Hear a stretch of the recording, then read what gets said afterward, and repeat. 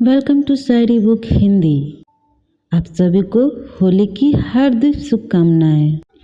आइए मिलकर सुनते हैं होलिका दहन की पौराणिक कथा, अहंकार के अंत और भक्ति की जीत की कहानी।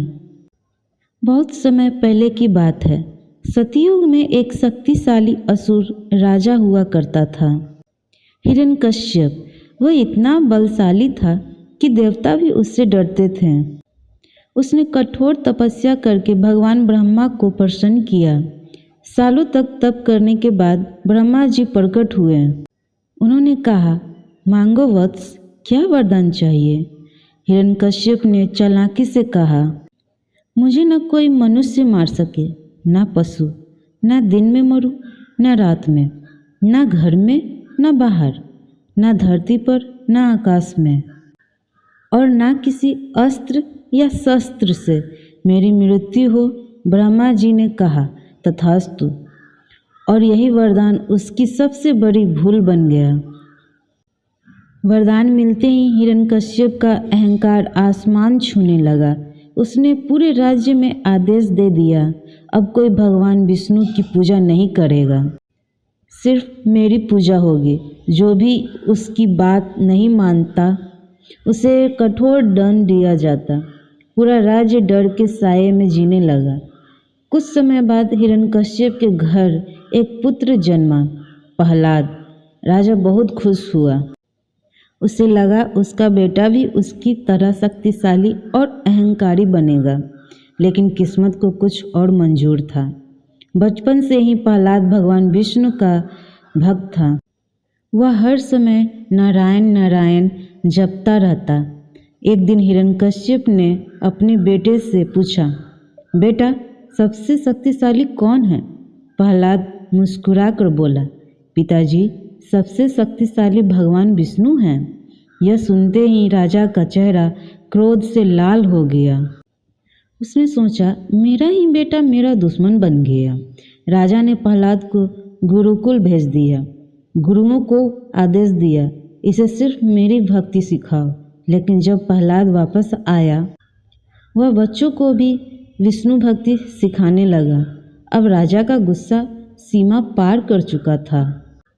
हिरण्यकश्यप ने अपने ही बेटे को मारने की कई प्रयास किए, हाथियों से कुचलवाया, लेकिन हाथियों ने उसे नुकसान नहीं पहुंचाया। जहरीले सांप छोड़े गए, पर सांप शांत हो गए। पहाड़ से गिराया गया, लेकिन वह सुरक्षित बच गया। जहर दिया गया, पर भगवान की कृपा से असर नहीं हुआ। हर बार प्रहलाद बच जाता। राजा हैरान था। हिरण्यकश्यप की बहन थी होलिका।